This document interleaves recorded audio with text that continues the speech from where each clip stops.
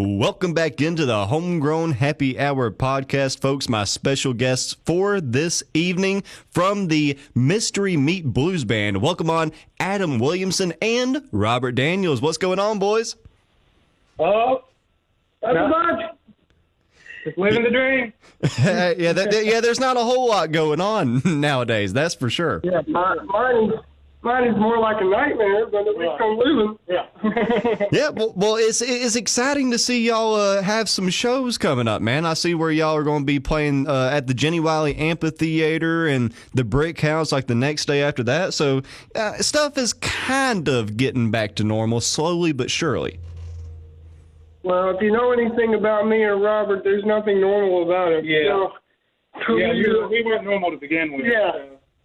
Yeah, well, hey, most of the time that's what makes a good entertainer. I don't know if you can be an entertainer and be even semi-normal. You know, it kind of takes a crazy person to want to get on stage in front of a group of strangers and try to impress them. Exactly. Yeah. So it's either an extreme amount of courage or an extreme lack of shame, and I think we have a little bit of both. So. Exactly. We've got the courage, none just shameful. Yeah. That's a good mixture. Hey, who all is in the Mystery Meat Blues Band? Anybody that can stand us, really. So it's myself, Adam. Kenneth Burchett on bass. Bryce Preston's helping us out with some acoustic guitar. Matt Schofield's doing some mandolin. And we got on drums. Dave Bentley on drums. We've got some special guests coming in. We've got Sam Fields on trombone. And it's going to be a lot of fun. But I'm going to let Robert explain that even though that's what you're going to get if you come to our show at the amphitheater, Robert's going to explain why we are called the Mystery Meat Blues Band. And go! So the whole idea of the Mystery Meat Blues Band was that we kind of started it to kind of be a musical collective, like a collective of musicians that kind of come and go but are always welcome.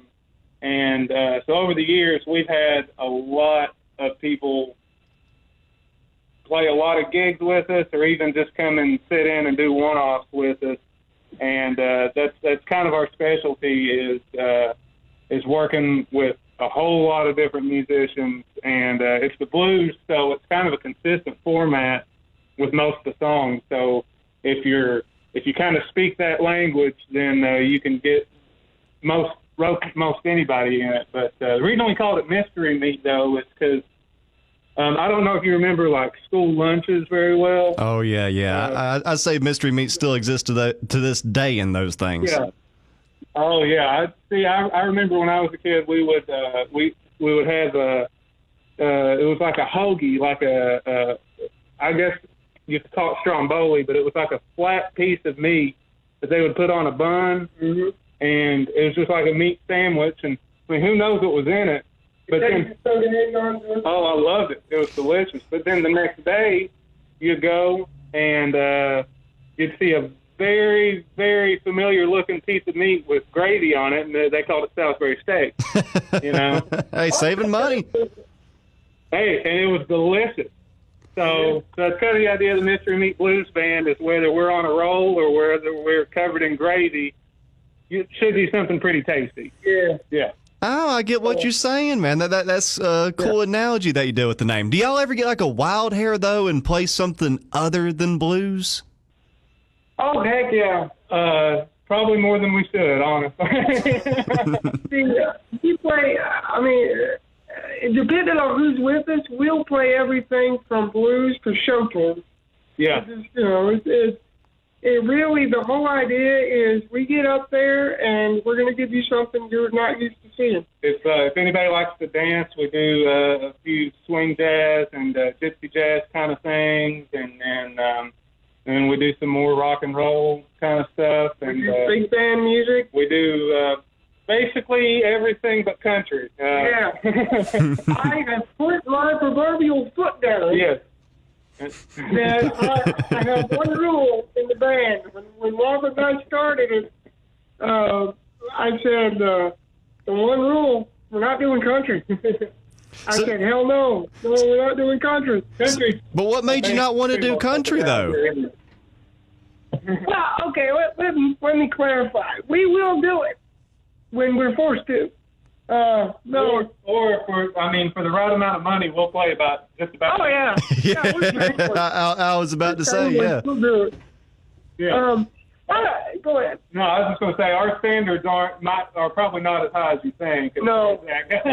I mean, being in a wheelchair, I don't have any standards. You know, it's kind of hard to stand up for anything. But, well, yeah, I seen that video that y'all posted a few weeks ago, though, man. And it seems like that y'all just have such a good groove with each other. How long have y'all been a band for? well, Robert and I have been playing together and been buddies for about almost 10 years. Yeah. So it's really, that's where it starts. I'll tell you how we actually met. I came in to Prestonsburg in 2011, and at the time, Keith Cottle was in charge of the MAC. I have a background in video editing, and Keith had called me to help work on some videos that the Mountain Arts Center had done and things like that. And Robert was working there. I was sitting at a piano wasting time. And Robert came over and said, that sounded pretty good. And he played his guitar, and I said, that sounds pretty good. And next thing we know, we're in the band. Yeah.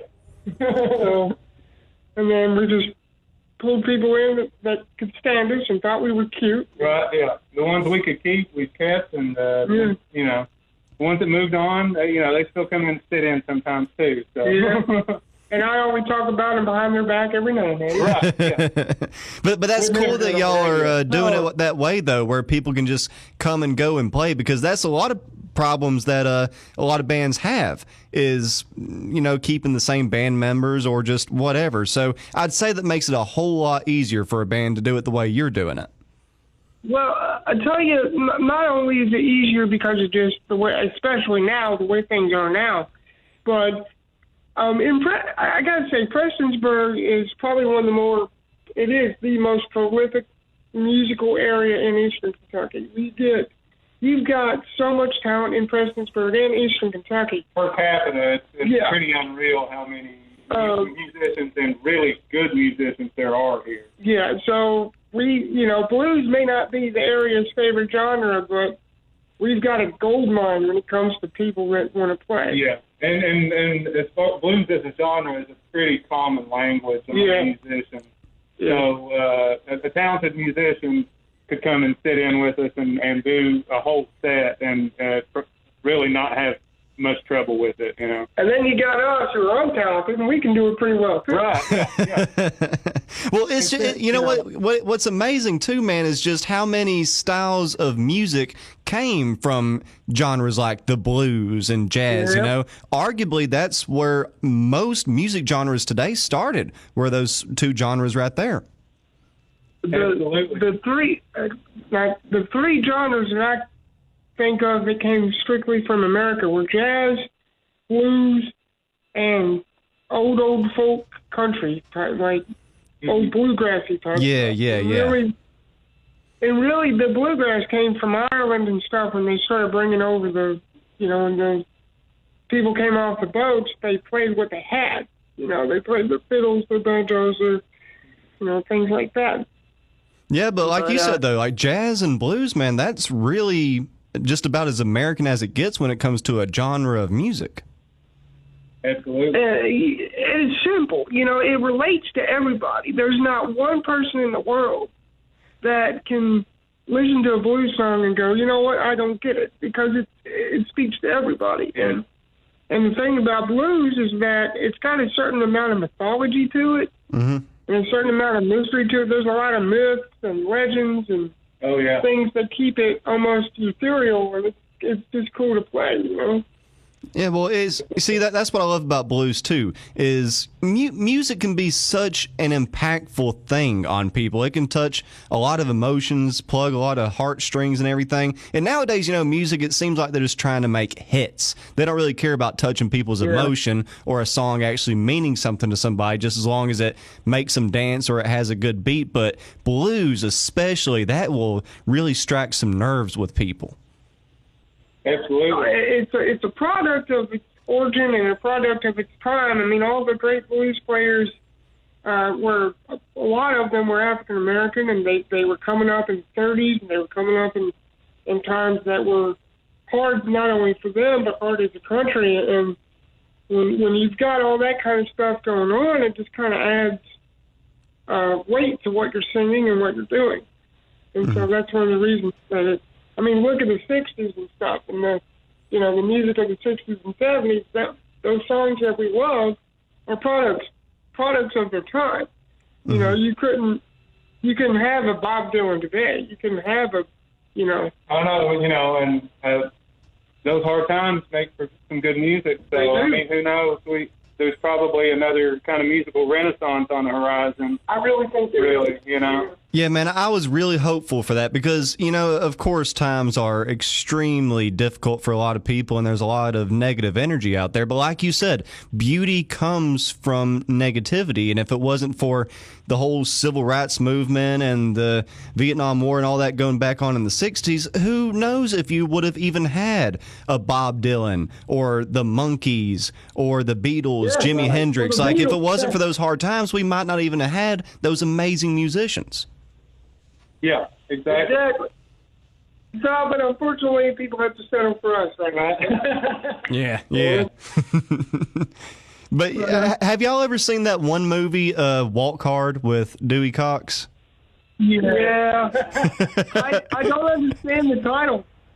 I just love whenever Dewey's like a 6-year-old kid and he meets the two guys that are playing the blues. And he's like, "Oh, kid, you don't know nothing about no blues. I did a bad Thank you for tuning in to thing. this week's Cut my Homegrown brother Happy in Hour half." right here on Foxy 94.3. For the Yeah, I just got that. That's Homegrown such a good Happy movie Hour right there. podcast interview, please go visit our Foxy you what, that's a good movie 94.3 right there. Facebook page and be sure to give us a Hey, like so while you're there actually- to stay up to Go date ahead. with everything I that was we're going doing to right ask here is in Radio Land, these as two shows well that you as got in coming up social later on media this month world. at the Jenny But have a good Wiley one out there, folks, Amphitheater and we'll at the see you Brick next House. week Is this right your here first on Foxy gigs in quite a while? 94.3.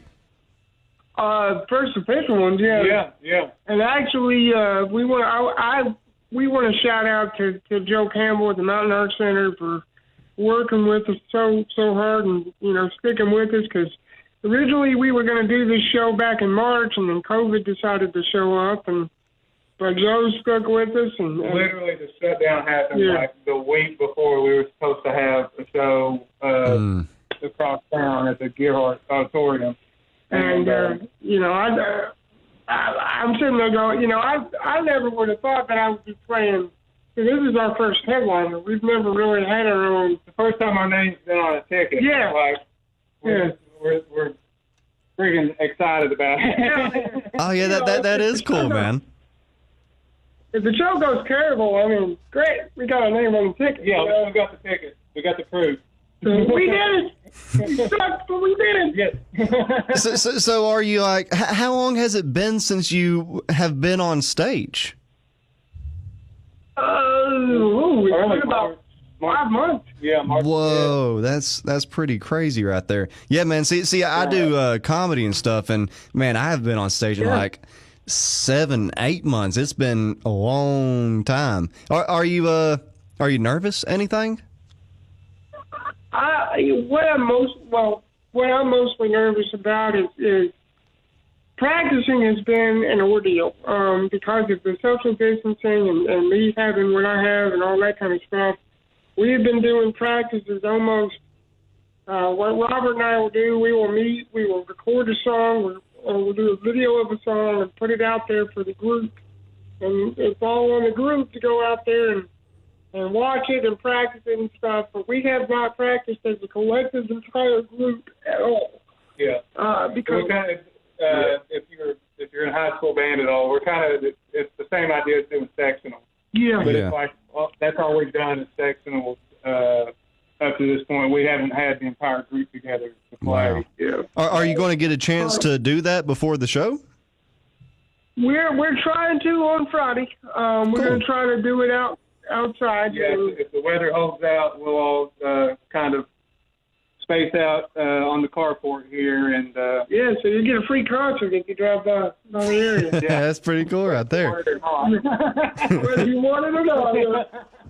Yeah, it's been nuts though, man. But I'm glad that y'all are getting to play because with all of this going on, everything has just been up in the air. So to get a chance to, well, heck, even for the fans, just to go have a chance to see a concert means so much. We really took these things for granted back in the day. Oh yeah, yeah, and you know, if anything, really the goal that you know, the goal that we're looking for is we just want to make people have a moment of happiness and just kind of not really forget what's going on, because we don't want people to forget. We want people to see that it's not going to be this way forever. And a moment of levity. A moment of levity. Yeah. But you know, and the cool thing about the kind of shows that we do is we do the music and stuff, but Robert and I kind of add a little bit of vaudeville humor to it. We do some sticks, we do some comedy in it and things like that. And that started when we actually were hired at one point we were hired by Prestonsburg Tourism to do we started out as a riverboat band. We do a lot of like Dixieland and swing jazz stuff. Yeah. And then we realized we can't do Dixieland. So what do we do? And so, we can, but it's not very good. Yeah. So Robert and I started doing this old school Abbott and Costello type humor, and it stuck. So now we do it in our shows some, and it sneaks in there when you least expect it. So we forewarn it. Yeah. Whether you like it or not. It happens. But that's good stuff, though, man. Yeah, I'm going to try to make it down there because I've been dying to go to a concert. And the thing that I love about they're doing there at the Jenny Wiley Amphitheater is, you know, most people are still kind of nervous to even go out to an event like this, but we can assure everybody that they're doing everything that they can to make sure that everybody feels safe. They're following all the guidelines. Everybody's seated 6 feet apart, wearing masks. So it's a safe event, and it's an amphitheater. It's outside, and it's so cool that they have something like that right there in Prestonsburg. And I'll tell you this, Robert and I, you know, we were offered to do it other places, and I said, you know, I don't want to do anything indoors. People are out offering us to play indoors, and I said, if it's indoors, we're not doing it. We don't want people to come out. We don't want people to get hurt. I mean, just because you're dying to see a concert doesn't mean we actually want you to die when you get there. So, that's the good thing about the amphitheater, like you said, where it's outside. And I'm actually the technical director over at the MAC. I run the stage and all that stuff. So we've actually had a little bit of time this year to really revamp the sound system over at the amphitheater and do some new lighting options there. And we'll get to it. We got to ramp up to that. But yeah, I'm really excited for that because we've been able to put some effort into the production over there, and we had Chris Knight a couple weeks ago over there, and it turned out really, really well. So yeah, our mayor has been a superstar when it comes to trying to get a little bit of normalcy back in there. He's well stable, and he's very aware of how serious the situation is, but he's like us. He wants to try to give some people a little bit of relief to where they don't go that crazy. Yeah. But he's been a rock star. Absolutely. Yeah. Yeah, man. Well, y'all have one of the coolest mayors on planet Earth down there. Les is the dude. Like every event that I've went to down there at MAC, or just even a little going-ons happening around town, he's always there, and he posts the daily videos right around 11 a.m. He's just so involved with the community. Heck, I remember, wasn't it last year or the year before he saved that dog on the highway? Oh, yeah. He did, that's a day in the life of Les. Like, He's a superhero. Yeah. He's a superhero. He's like Mayor Man. Yeah, exactly, man. He's a dang superhero. You just don't see many mayors like that are that involved in their community. Like, of course, they're involved behind the scenes, but man, he's right there on the front lines. Yes. Well, I mean, with Prestonsburg being a relatively small town, I mean, it is a small town compared to others. You got to be that way, and that extends not only to, and that's why Robert and I, we like, or the Mr. Me Blues Band, we like to be out there, and I'll tell you one thing, and this is not, I don't mean this in any other way, but Robert and I prefer to do. There's one show that we do every year, and I don't think we're going to do it this year because of COVID. But there's one show we do every year. It's the Drive with a Pal. Somebody's wearing the T-shirt right now. Sure. And Drive with a Pal is for it's a program that's for adults that have mental disabilities or mental difficulties and things like that. But what they do is they do a car show. Classic car show. Classic car show. I mean, stuff from like 30s, 40s, 50s plus. I mean, bring all the cars and they have an outdoors thing and do a big barbecue. That is our favorite thing because and then they take everybody on a ride. Oh yeah, in those classic cars. So we've been playing that gig for 8 or 9 years. Yeah, I mean we've done it every year they do it, and we have actually at one point we were offered to do a big show, a huge show, and it was on the same day as that. And I told the people, no, we're going to do this and. Because if we can't play for our own community, then what are we doing, Yeah. Well, that's another thing about, especially just every community in Eastern Kentucky. It's just a collective. Like, people really look out for each other, and they have a sense of pride, especially whenever they're born and raised here, man. A lot of people have a strong pride whenever it comes to wherever they're from, even if they're right in the middle of Prestonsburg or Pikeville, or even if they're just living up a holler. It's unlike anywhere on earth. And have y'all always lived in Prestonsburg? No, I'm originally from over in Morgan County, and then went to school at Moorhead, and then as soon as I got done at Moorhead, I did a summer with Jenny Wiley Theater, and then I started over at the Mac right after that, and worked with Jenny Wiley off and on, and just kind of worked myself into a job over at the Mountain Arts Center. Adams, he's from all over. He's from congealed in a test tube, and I was placed upon the civilization as kind of a cure to being born, But no, Well, yeah, man. Well, I bounced around too. Like, I was born in Virginia, raised in Georgia, and moved to Kentucky like 10 years ago. But that's the thing. Like, y'all have bounced around, so this place is unlike anywhere on earth. And speaking about the musical talent, like we were talking earlier, coming out of Prestonsburg, it's so weird that Prestonsburg is that good whenever it comes to music. Like, it's called the Star City for a reason. But I mean, it's almost like a miniature Nashville. Yeah. And nobody knows about it. Right. And that's both a good and bad thing that nobody knows about, or nobody knows how. See, and you said it before, a lot of this community does take its music talent for granted, big time. Because there's so many good players, and then they'll see there'll be a really great musician playing somewhere, and then people around here think, oh, well, I saw them at the grocery store yesterday. They're no big deal, when they're really an incredibly talented musician, and everybody around here just kind of expects every musician to be great. Yeah. But see, my family's originally from here. My grandmother, Ann Latta, was actually mayor of Prestonsburg back in the 90s. And so my family's from here. I call myself from Wilmore, Kentucky, which is outside Nicholasville and stuff. But I've been to college in Florida and back and all kinds of things. So, and I did not bring COVID with me when I came back. So we're good. Well, that's another thing about Prestonsburg, too, man. I've been following y'all's health department, and I don't know what Les and everybody down there is doing, but y'all have been doing a great job whenever it comes to this whole COVID-19 pandemic. Like, the numbers are so low out there. It's called using our brains. Right? Yeah, there's a lot of smart citizens there in Prestonsburg, it seems like. I mean, no offense to anybody. When people tell you to stay home, stay home. You know, just, okay. Stay home. You know, play with your dog, do something. But stay home.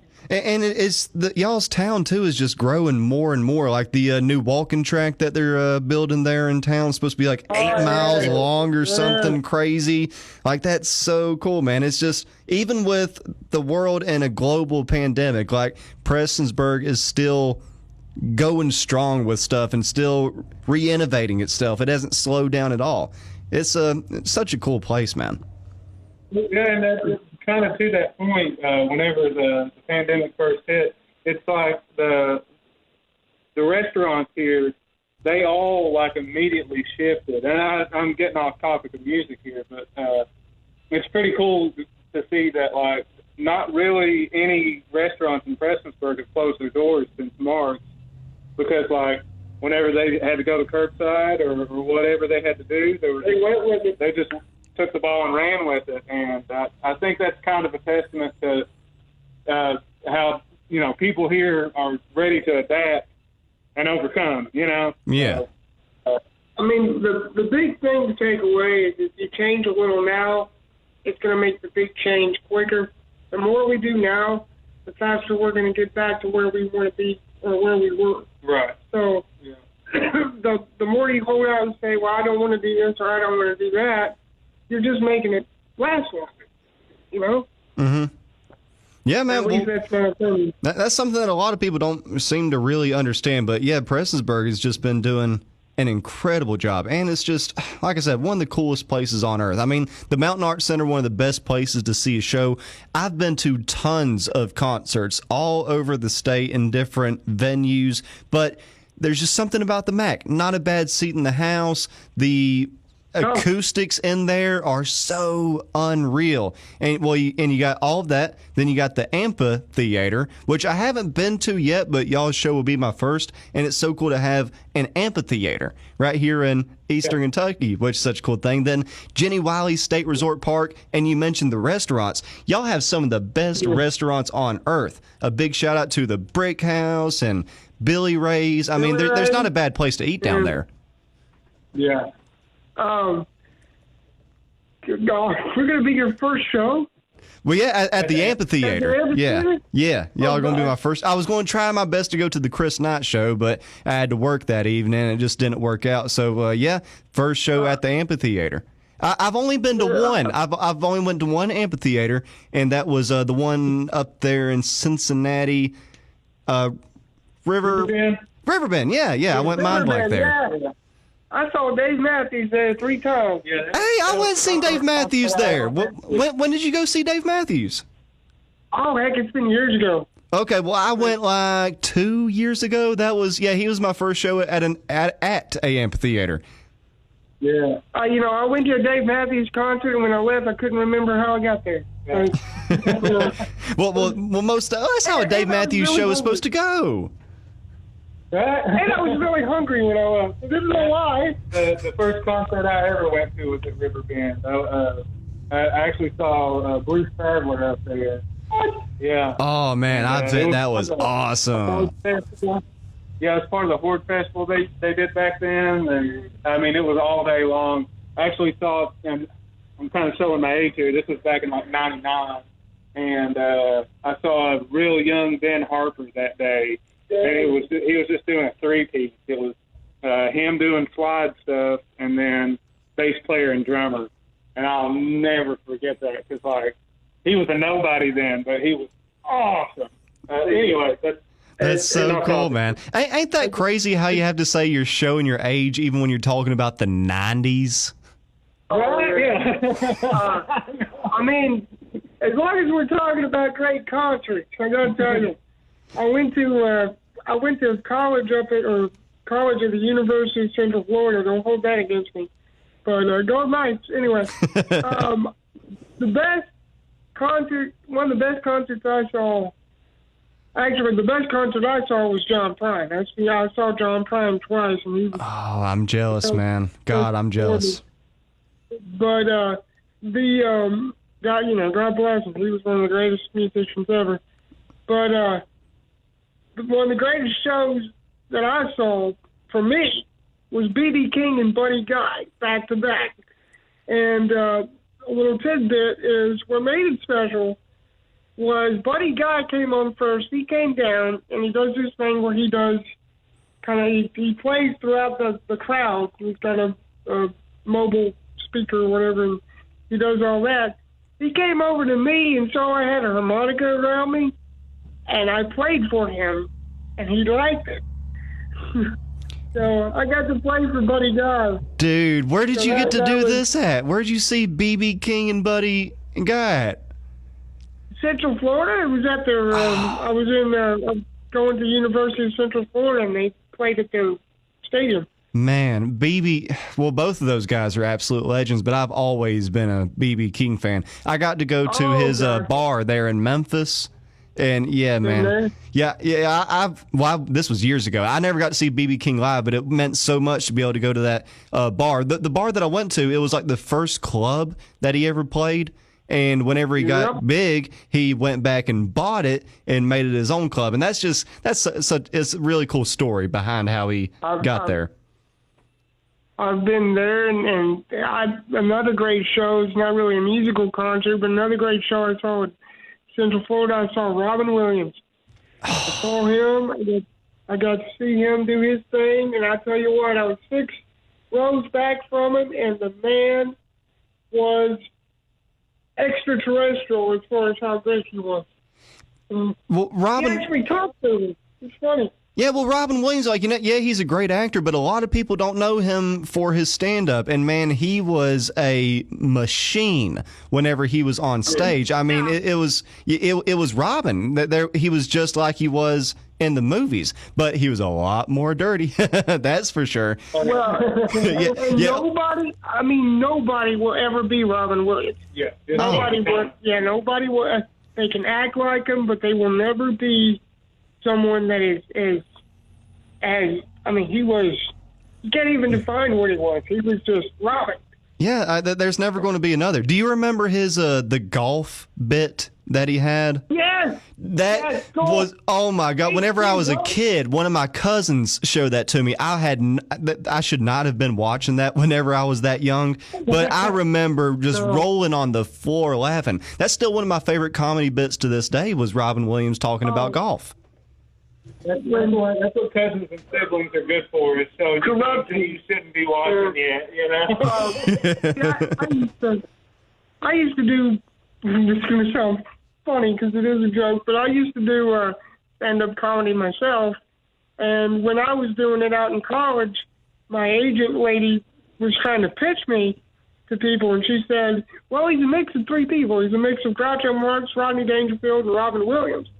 And I said, well, if I'm a mix of those 3 people, of course I'm going to look this ugly, you know? That's a good one. That's a good one. But no, Robin has been an influence, I'm sure, on many people, but especially me, and he's great. And we've gone way off topic of music and blues. Before we get back on topic, I heard a great Rodney Dangerfield joke the other day. He said I was told my therapist that I was having suicidal thoughts. They started making me pay in advance.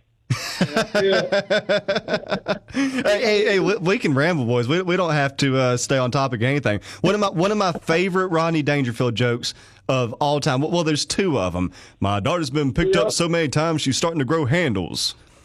And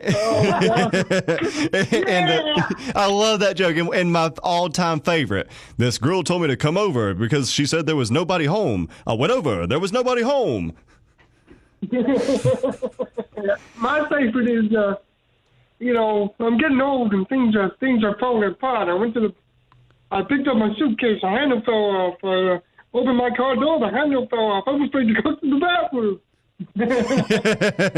See, man, Rodney was just one-liners, and that was the thing. He didn't have to.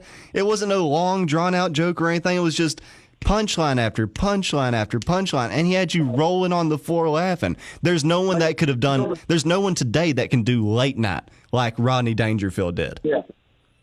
Oh yeah. You know, the art of comedy, or I think it's shifted so much because people generally don't have the attention span or the ability to pay attention to detail. You know, all the verbal comics, the comics like Rodney and Groucho and all them people that just, Kenny Youngman, all the people that just spewed one-liners at you, it doesn't go over well today because people have to pay attention for it. You have to hear it, but those guys were the masters at it. Like I could just sit there and you get 20 one-liners in a minute, and before you realize what's happening, you're peeing yourself because you're so daggone funny. Yeah, like you're laughing from the joke that you just heard, but you're still laughing from the other joke that he just told. Yeah.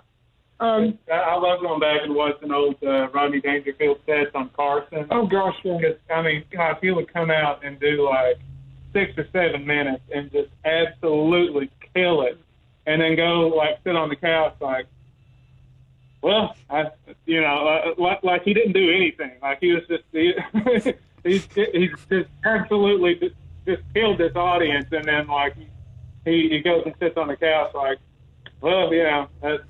Yeah, the conversation was just as good as his actual set. Like when Carson was asking him about smoking, he's like, "Yeah, me and my wife only smoke after 6, and I'm only down to 1 pack a day, but my wife, she's up to 12 packs a day." There's never going to be another Rodney. What's even crazier about him too, man, was he didn't get big until he was like in his 50s or 60s. He was whenever he would go on Carson, whenever he'd go on Carson, he would advertise his roofing business because he wasn't even like a celebrity. He was still putting roofs on people's houses. No, you want to know why he had a roofing business? Why's that? You want to know? Because he blew the roof off every house he played. Hey, that's a good one right there. Yeah. Man, there's never going to be another Rodney. I loved him and Little Nicky too. That was. But I mean, it's my main inspiration, and I could go on for 2 days about this man. My main inspiration of who I am and what I do is actually Groucho Marx, and the master. I mean, when I was a kid, like a younger kid, a prettier kid. I got picked on. I can't imagine why, but I got picked on, and instead of getting mad and stuff, I watched a lot of movies. I couldn't play sports again. Don't know why. But I couldn't play sports. So for those of you playing the home game, I'm disabled. I'm in a wheelchair. There you go. Yeah, just in case they didn't know. Yeah, just in case you didn't know.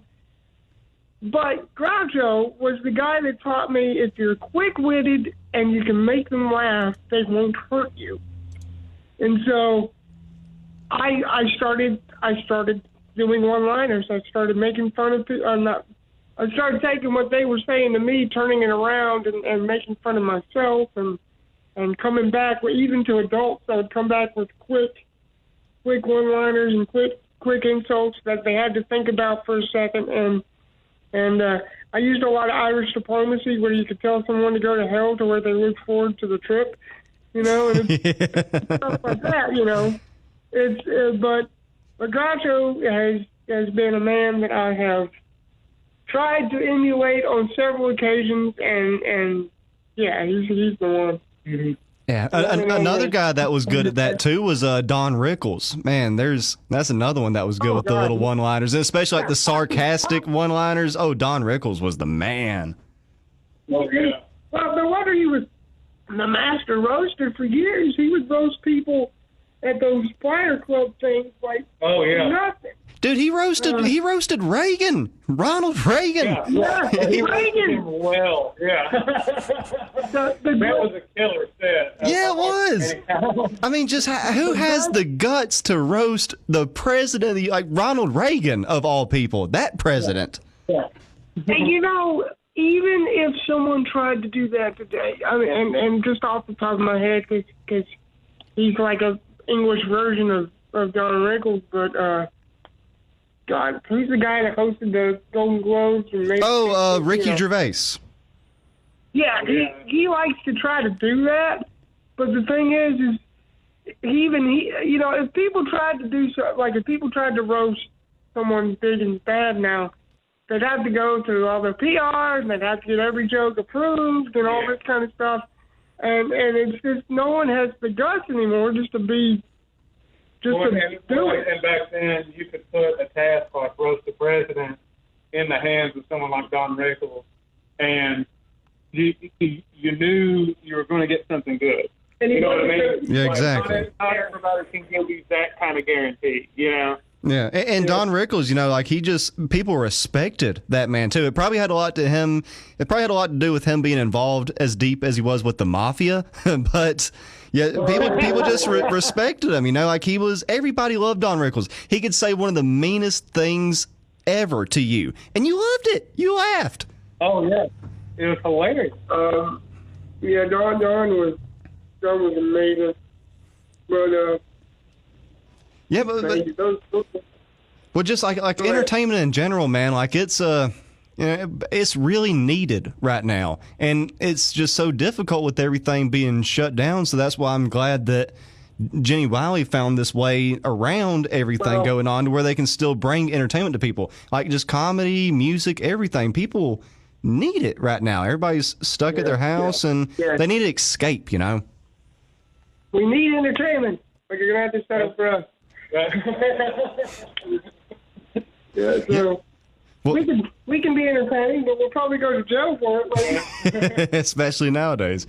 But I'm looking forward to y'all's show though. So for the people that don't know, when is it going to be and where is it going to be? It's going to be next Friday, August 14th, at the Jenny Wiley Amphitheater. At 8 p.m., your tickets you can get them at macarts.com. I'm sure they're going to sell tickets at the door. And if you buy a ticket, I'll give you a great big kiss when I see you. Through the face mask. Through the face mask. Through the face mask. With tongue, you know. I'll give you. I'll even sign your ticket. You show up, I'll sign your ticket. That way, you know. And then the next night, we'll probably be out on the patio out back of the brick house, the 15th, Saturday the 15th. We usually start about 8 o'clock over there, too. So. Yeah, and that's going to be a lot more low-key. I mean, Robert's not joking. It might probably end up just being me and him doing that, just because of simplicity's sake. Right. You can do some Simon and Garfunkel covers or something, you know? You can figure it out. Yeah. Who? I got to keep a lower volume over there too, because you know it's like, are you ready to? Yeah, it's like kind of neighborhood, so it's like, Hey, do y'all have any like music and stuff available on the internet that people can check out? Well, there's videos, smattering of videos everywhere. We've been trying since the dawn of Mystery Meat to get damn CDs started, but we can't do that. Can't seem to get it going. Usually, anytime we would have a chance to record some songs, we just wind up playing a gig. So, but I will tell you, if you want us, if you like what you hear, come out. If you want us, contact us on Facebook. Contact us there. Heck, you'll probably see me and Robert around town. I don't bite unless you pay me to. So, but that's a whole other business besides itself. But just come up to us and ask us, and if we can do it, we'll do it, and all that kind of stuff. Looking forward to the show, man. I really am. And I'm sure that everybody else is out there too. And a big shout out. I know, Robert, that you work with Joe and everybody down there at the MAC and at the Jenny Wiley Amphitheater. Thank y'all for keeping us entertained, man. This is really needed in our community right now.